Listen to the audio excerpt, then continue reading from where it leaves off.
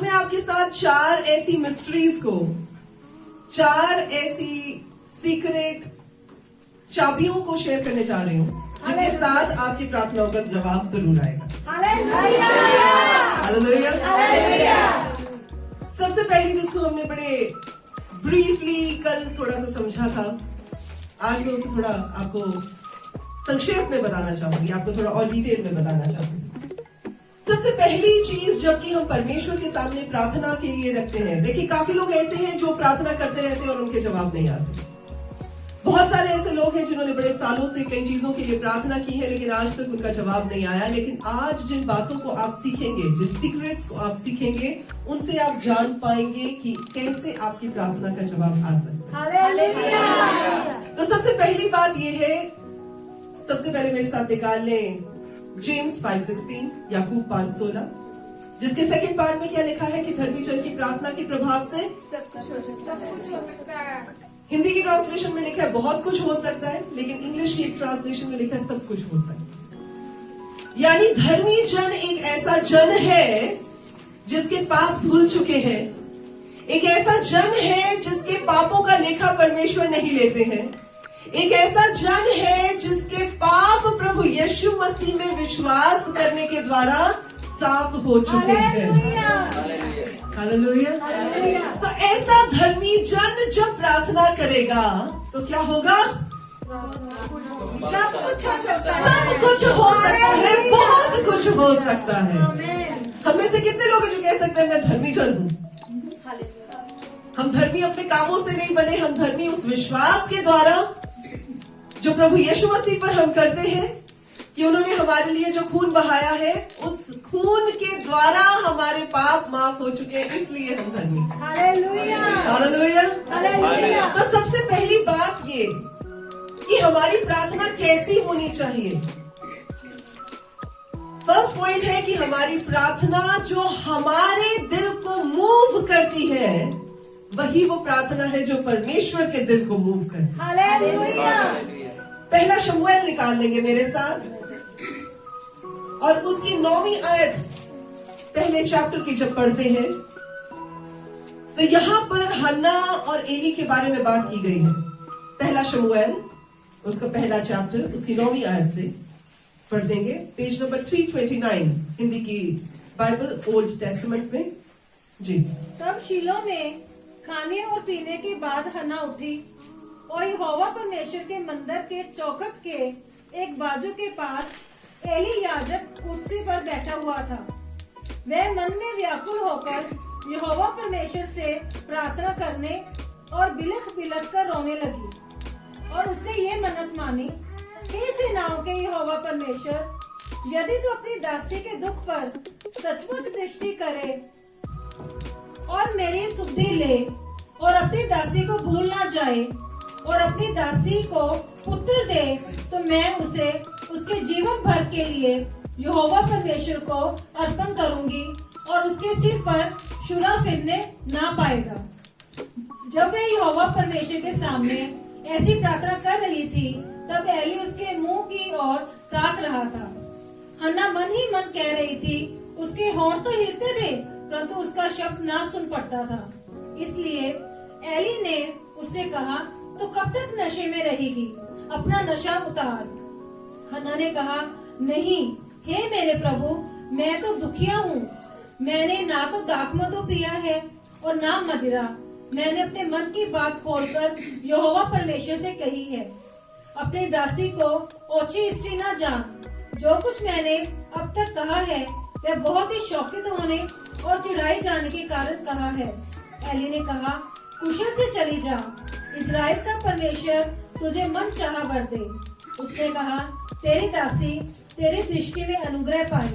तब वह स्त्री चली गई और खाना खाया और उसका मुंह फिर उदास ना रहा। समझ आई? यहाँ पर एक ऐसी औरत आई जिसने अपने मुंह को परमेश्वर के सामने खोला, अपने दिल को परमेश्वर के सामने खोला। आइए हम प्रार्थना करते हैं। मेरे जिंदा परमेश्वर, आज आप हमारे मन को, हमारे मुंह को अपने सामने खोलने के लिए और हमारी बातों को आपके सामने रखने के लिए स्वीकार करें। हम प्रार्थना करते हैं मेरे प्रभु के, अगर हमारे पास लफ्ज कम भी है तब भी प्रभु हमारी दिल की उस पुकार को सुने जिसे हम आपके सामने रखना चाहते हैं। प्रभु, मेरी दुआ है आपकी दासी होने के नाते कि आज इस जगह पर जो जन आपको पुकारे, अपने व्याकुल स्थिति में, अपनी खुशी में, अपने गम में, अपने हर स्थिति में, हर मानसिकता में, प्रभु जी आप उनकी प्रार्थना को सुने। और जैसे आपके दास एली ने ये बात कही थी कि तेरा वर पूरा हो, तेरे मुंह मांगा वर पूरा हो, प्रभु जी आज इस जगह पर इस मैसेज को सुनने वाले लोगों के लिए भी मैं प्रार्थना करती हूँ कि उनकी हार्ट फेल्ट प्रेयर प्रभु आपके सामने कबूल की जाए और उन्हें अपना मुंह मांगा वर मिले प्रभु यीशु के नाम से। थैंक यू लॉर्ड, धन्यवाद देते हैं, आप ही को सारी महिमा देते हैं, आदर देते हैं, जलाल देते हैं और प्रभु यीशु के नाम से इस प्रार्थना को मांगते हैं। देखिए, सबसे पहली बात जो हमें प्रार्थना में याद रखनी है वो ये है कि जो प्रार्थना हमारे दिल को छूती है, सिर्फ वही प्रार्थना प्रभु के दिल को छूती है। वचन बताता है कि हमारा ऐसा महायाजक नहीं है जो हमारी दिलों की बातों को समझ ना सके। लिखा है कि वो उन सब बातों में से परखा गया, वो उन सब बातों में से निकाला गया जिनमें से मैं और आप इंसान होने के नाते निकलते हैं। इसलिए प्रभु हमारे साथ, हमारी प्रॉब्लम्स के साथ, हमारी दुविधाओं के साथ, हमारे कष्टों के साथ अपने आप को आइडेंटिफाई कर पाते हैं। अगर मैं आपको ये बात कहूं कि मां होना बड़ा मुश्किल काम है, मां की जिम्मेदारियां निभाना बड़ा मुश्किल काम है, तो मैं इसलिए कह पाऊंगी क्योंकि मैं उस रोल में से होकर निकल रही।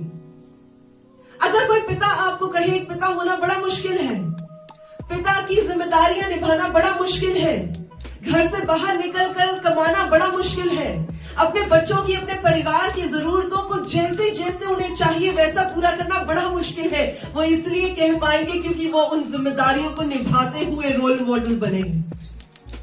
तो जब हमारा ऐसा महायाजक है, कौन है? कौन है? प्रभु यीशु मसीह। वो एक ऐसा विचोला है, वो एक ऐसा मीडिएटर है, वो एक ऐसा मध्यस्थ है जो इन सब चीजों में से निकले जिनमें से मैं और आप इंसान होने के नाते निकलते हैं। अगर आप कहते हैं प्रभु दुख, प्रभु कहते मैं जानता हूं। आप बोले प्रभु अकेलापन, प्रभु कहते मैं जानता हूं क्या है। आप बोले प्रभु रिजेक्शन, वो कहते मैं जानता हूं। आप बोले प्रभु होपलेसनेस, प्रभु कहते मैं जानता हूं। क्यों? क्योंकि वो उन सब में से हमसे पहले होकर निकल चुके हैं। तो जो प्रार्थना हमारे दिल को झंझोड़ देती है, जो प्रार्थना हमारे दिल को हिला देती है, जिस प्रार्थना को बोलने के लिए लफ्ज कम पड़ जाते हैं, यही वो प्रार्थना है जो परमेश्वर के दिल को छू जाती है। हालेलुया! परमेश्वर का धन्यवाद देते। तो सबसे पहला ये कि हमारी प्रार्थना प्रभु के दिल को छूनी चाहिए। और अगर आप सिर्फ ऐसे ही बैठकर प्रार्थना करते हैं, ओ हालेलुया हालेलुया, प्रभु जी आज का दिन अच्छा रहे, आज का दिन आपने बनाया, आज का दिन ऐसे वैसे वैसे, ये प्रार्थना ना आपके दिल को छू रही है ना परमेश्वर के दिल को छुएगी। वो प्रार्थना जो आपके अंदर से निकलती है, जिसे बयान करना आपके लिए मुश्किल हो जाता है। इसीलिए जब आप देखें रोमन्स की किताब चैप्टर 8 वर्स 26 में ऐसा लिखा है, हम जानते ही नहीं कि प्रार्थना कैसे करनी चाहिए। याद आया?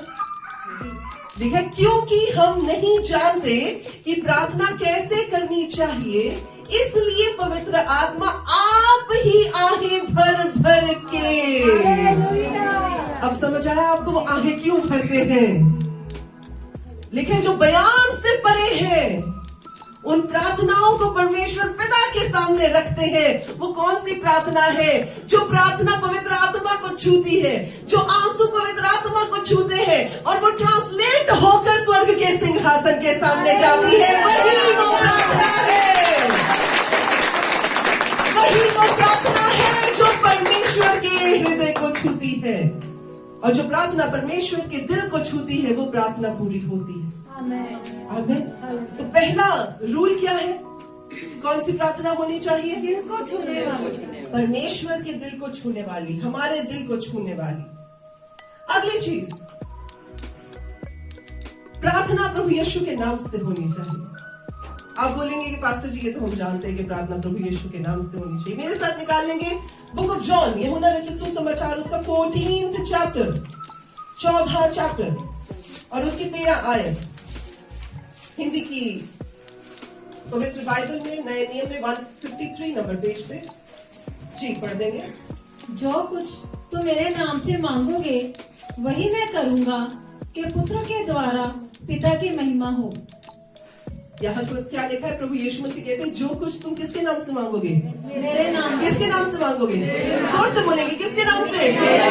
मेरे किसके? प्रभु यीशु के नाम से। किससे मांगोगे?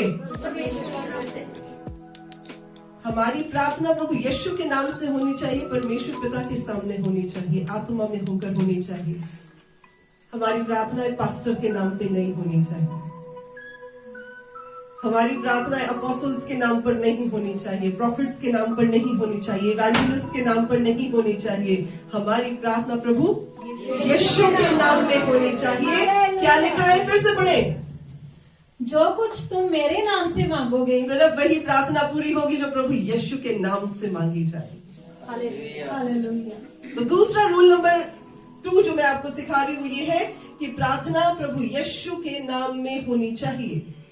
ये आपके पास एक एक्सेस कोड है हेवन का। हालेलुया। जब आपके पास वॉल्ट होते हैं या जब आपके पास लॉकर की चाबी होती है, लॉकर ऑपरेट किए कभी किसी ने? जिन्होंने किया बोलेंगे यस। लॉकर में क्या होता है? कितनी चाबियां होती हैं? जो बैंक का लॉकर होता है 2 चाबियां होती है। कौन कौन सी चाबी होती है? एक हमारे पास, एक बैंक के पास। तो किस चाबी से खुलता है लॉकर?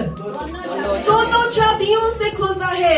यानी बैंक वाले अपनी चाबी लगाते हैं, हम अपनी चाबी लगाते हैं, वो आधी चाबी घुमाते, हम आधी चाबी घुमाते, जब पूरी चाबियां घूमती तब लॉकर खुलता है।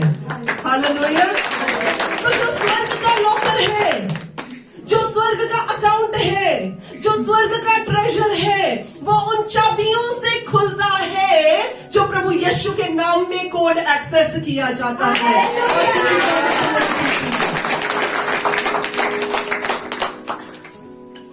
तो किसका? प्रभु यीशु नाम की चाबी लगी, पवित्र आत्मा की सहभागिता हुई। प्रभु यीशु के नाम की चाबी लगी, पवित्र आत्मा के द्वारा उस प्रार्थना को किया गया। तो जब बोथ द चाबियां दे टर्न टुगेदर, तब वो ट्रेजर खुल जाता है जो स्वर्ग से हमारे लिए।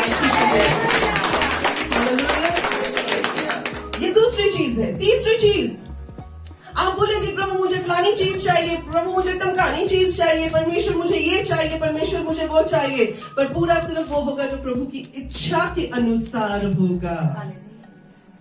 तो तीसरी बात है कि हमें परमेश्वर की इच्छा के अनुसार प्रार्थना करनी है। अब आपका क्वेश्चन ये होना चाहिए, पास्टर जी हमें क्या पता प्रभु की इच्छा क्या है? क्वेश्चन नहीं आया आपका? हाँ जी, बस दिल में आया, मुंह पे नहीं आया, बाहर नहीं निकला, बस मुंह पे नहीं आया। देखिए 2 चीजें हैं जो आपको समझने की जरूरत है। जब आप रोमन्स की चैप्टर 12 पढ़ते हैं, उसकी दूसरी आयत में ऐसा लिखा है कि हम परमेश्वर की भली भावती स्वच्छ इच्छा को एक्सपीरियंस के साथ, तजर्बे के साथ पता करते हैं। परमेश्वर की अच्छी इच्छा को जो हमारे लिए है, उसे कैसे पूरा करते हैं? With experience. पढ़ देंगे 12 का 2। इस संसार के सदृश ना बनो, परंतु तुम्हारे मन के नए हो जाने से तुम्हारा चाल चलन बदलता जाए, जिससे तुम परमेश्वर की भली और भावती और सिद्ध इच्छा अनुभव से मालूम करते रहो। कैसे मालूम पड़ती है आपको? अनुभव से। अनुभव से। अनुभव क्या होता है? एक्सपीरियंस से। जब हमारी चाल चलन अच्छा होता है, जब हम संसार के पैटर्न्स को फॉलो नहीं करते, जब हम परमेश्वर के साथ चलते हैं, तो प्रभु की सिद्ध इच्छा जो परफेक्ट विल है वो हमें पता लगनी शुरू होती है, हम एक्सपीरियंस करना शुरू हो जाते हैं। और दूसरी चीज वचन हमें बताता है कि परमेश्वर का आत्मा, जब हम प्रभु के साथ बैठते हैं, प्रभु की आत्मा की सहभागिता में बैठते, फेलोशिप में, तो परमेश्वर का आत्मा हमें प्रभु के दिमाग में, परमेश्वर के मन में जो चीजें हमारे लिए है, उन्हें हम पर जाहिर करके खोलना शुरू करते। समझ आई आपको? तो परमेश्वर के पवित्र आत्मा के द्वारा क्या होता है, हम पर वो चीजें जाहिर होती हैं, हम पर वो चीजें प्रकट होती हैं जो स्वर्ग में अभी तक, तो वो चीजें हम पर जाहिर होती हैं, वो चीजें हम पर प्रकट होती हैं। कैसे प्रकट होती हैं हम तो जानते नहीं परमेश्वर के मन में क्या चल रहा होगा इस समय हमारे लिए, पर परमेश्वर का आत्मा हमें वो बातें बताता है कि ये चीज आपके लिए है, ये होने वाला है, हमारे मन में डाउनलोड किया जाता है। तो उस विल के अकॉर्डिंगली, उस बात के अकॉर्डिंगली जो परमेश्वर ने हम पर जाहिर की है, हमें प्रार्थना करनी। अब प्रभु आपको कह रहे हैं कि जी आप 1000 बंदों के लिए प्रार्थना करें और आप प्रार्थना करें प्रभु 100 बंदे। प्रभु आपको कह रहे हैं आयल्स के 9 बैंड के लिए प्रार्थना करो, आप प्रभु 6 ही आयल्स बहुत है। तो आपको कैसी प्रार्थना करनी है? परमेश्वर की इच्छा, प्रभु के मन के अकॉर्डिंगली जो प्रार्थना है वो करनी है। ठीक है जी। तीसरी चीज। चौथी चीज क्या है कि आपको परमेश्वर का वचन फुलफिल करना जरूरी है। परमेश्वर का वचन मेरे साथ निकाल लेंगे यशाया नबी की किताब, यशाया 41:21। यहोवा परमेश्वर यूं कहते हैं, अपना मुकदमा लड़ो। हाँ जी। याकूब का राजा कहता है, अपने फरमान दो। हाँ जी। परमेश्वर क्या कहते हैं? अपना मुकदमा लड़ो। मुकदमा क्या होता है? केस। आपका केस। केस कब लगता है? जब आप कोर्ट में जाते हैं। यानी कि परमेश्वर के कोर्ट में हमें अपना केस लड़ना जरूरी है। अगर आपकी प्रार्थनाओं को बहुत समय हो गया है, उन प्रार्थनाओं का जवाब नहीं आया, इसका मतलब आप आराम से बैठ के बस ओ प्रभु जी कर रहे हो, इसका मतलब अभी तक आपने अपना केस लड़ना शुरू नहीं किया है। मुकदमा लड़ना जरूरी है। और मुकदमा कैसे लड़ा जाता है? कभी वकीलों को देखा लड़ते हुए? एडवोकेट्स कैसे लड़ते हैं? लॉयर्स कैसे लड़ते हैं? प्रमाण के साथ, प्रूफ के साथ। और कैसे लड़ते हैं? आर्टिकल्स, बहस करते हैं। और क्या करते हैं? कॉन्स्टिट्यूशन के आर्टिकल्स, कॉन्स्टिट्यूशन के आर्टिकल्स के अकॉर्डिंगली बहस करते हैं। इतने ही जाके नहीं कहते मैं बड़ा वकील हाँ, मेरा नाम बहुत है। रूल्स के हिसाब से लड़ते हैं। तो जब हम परमेश्वर के सामने मुकदमा लड़ते हैं तो हम ऐसे ही नहीं लड़ना शुरू हो जाते। अब मान लीजिए आप जाएं और आप कहें कि फॉर एग्जाम्पल मुझे नहीं पता ये रूल है कि नहीं, आपको अगर पता है कि जी रूल है औरतों के लिए 33% का, मान लीजिए फर्ज कर ले आज कॉन्स्टिट्यूशन में आ गया 33% औरतों के लिए रूल है रिजर्वेशन का, और आपको वो जगह नहीं मिली जबकि जगह पड़ी है, तो आपका मुकदमा कैसे लड़ा जाएगा कि as per the constitution article number this, rule number this, मैं ये बात को सामने रखना चाहती हूँ कि इतना % मेरा बनता है एज अ वुमन। ऐसे लड़ेंगे कि तुम कहोगे नहीं जी मैं था, मेरा दिल कर रहा है, चलो आज मैं आगे केस लड़ना। आप तैयारी के साथ जाएंगे। तो जब आप एक नॉर्मल अर्थली कोर्ट के अंदर पूरी तैयारी के साथ जाएंगे तो जरा सोच के देखें हेवनली कोर्ट में आप कैसे जाएंगे। वचन के अकॉर्डिंगली जाएंगे। परमेश्वर का वचन कहता है कि जी चले पहले आप कहें कि परमेश्वर मैं तरक्की पाना चाहता हूं। प्रभु कहेंगे किस आधार पर तरक्की पाना चाहते हो? क्योंकि आपका वचन है कि बढ़ोतरी सिर्फ और सिर्फ परमेश्वर की ओर से। क्योंकि प्रभु आपका वचन कहता है कि बढ़ोतरी आपकी तरफ से आती है।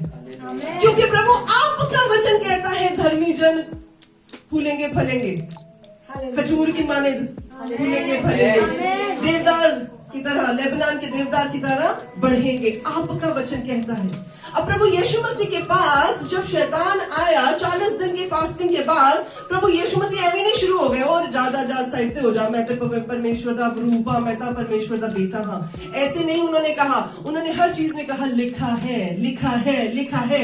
यानी उस आधार पर मैं खड़े होकर क्लेम करूंगा कि ये चीज मेरी है। हालेलुया। तो जब परमेश्वर कहते हैं अपना मुकदमा लड़ो। अब आप बोले मान लीजिए कोई बहन के घर बच्चा नहीं है, वो कहे प्रभु मुझे बेटा दो, मुझे बेटी दो, मुझे बच्चे दो। परमेश्वर कहेंगे किस आधार पर? तो आप बोलोगे प्रभु आपका वचन कहता है कि आप बांझ को बहुत सारे बेटों की मां होने के लिए मुकर्रर करेंगे। प्रभु आपका वचन कहता है कि मेरे टेबल के आसपास जलपाई की मानिद बच्चों की बहुत सारा भरपूरी होगी।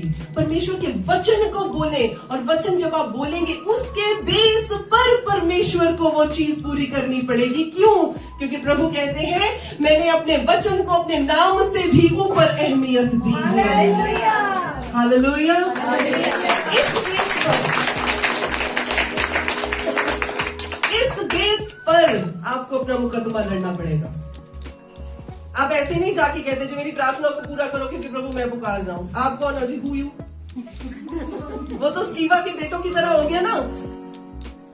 वो आते थे, वो कहते थे हम उस प्रेरित के नाम से जिसे प्रभु यीशु मसीह जानते हैं, हम उस प्रेरित के नाम से जो यीशु मसीह के नाम से निकालता है, उसके नाम से हुक्म देते हैं कि दुष्ट आत्माएं बाहर निकले। वो कहते हैं जी पौलुस को तो हम जानते हैं, यीशु मसीह को भी हम जानते हैं, तू कौन भाई? आपकी प्रार्थना ऐसी होनी चाहिए कि जब आप खड़े हो जाएं तो हालात भी ये बोले, दुष्ट आत्माएं भी ये बोले कि प्रभु यीशु मसीह को तो मैं जानती हूं, पौलुस पतरस को भी मैं जानती हूं, और आप बोले अब मुझे भी जान जा क्योंकि मैं That should be your standing. That should be your standing. That should be your standing. जब आप वचन के अकॉर्डिंगली प्रार्थना करेंगे। नहीं तो दुष्ट आते हैं, ओ ऐसे अभी थोड़ी देर में बोलना, उठ के चल जाना। दुष्ट आत्माओं को भी पता है किसकी क्या स्टैंडिंग है। प्रभु कहते हैं अपना मुकदमा लड़। तो मुकदमा ऐसे नहीं लड़ते हो, प्रभु जी please. There is a court room. There is a heavenly court room जिसमें मुकदमे लड़े जाते हैं। कुछ मुकदमे हम खुद लड़ने की कोशिश करते हैं, बट मोस्ट ऑफ अस हमें अपने मुकदमों को प्रभु यीशु मसीह, तभी वचन में लिखा है वो हमारा एडवोकेट है। तो हम क्या करते हैं? हम अपने एडवोकेट के साथ खड़े हो जाते हैं अकॉर्डिंग टू दिस, ये वाला लॉ। ऐसे नहीं कि प्रभु यीशु मसीह को नहीं पता कि कौन सा लॉ कहां पर लगेगा, पर हम भी उस स्टैंडिंग के साथ आते ना कि जी हम भी इग्नोरेंट नहीं है, पर लड़ने वाले हम नहीं होते। जब आप कोर्ट कचहरी में देखेंगे, चाहे आपको पूरी कॉन्स्टिट्यूशन की नॉलेज हो, पर आपका केस एक लॉयर ही लड़ेगा। तो हमारा एडवोकेट कौन है?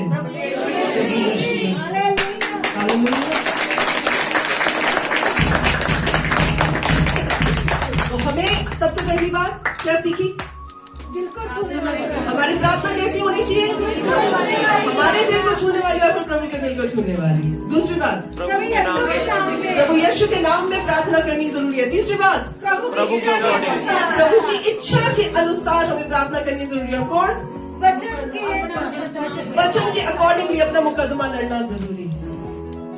ये 4 चीजों को अभी के लिए आप याद रखें कि प्रार्थना का जवाब कब आएगा, आपकी एक रोबस्ट प्रेयर लाइफ कैसे बनेगी, जब आप इन 4 चाबियों को लगाएंगे। तभी प्रभु यीशु मसीह जब इस बात को कहते हैं कि मैं तुम्हें स्वर्ग के राज्य की कुंजियां दे रहा हूं, वो कुंजियां हमारे पास हैं। ये वो कुंजियां हैं, ये वो कीज हैं जो किसको खोलती हैं?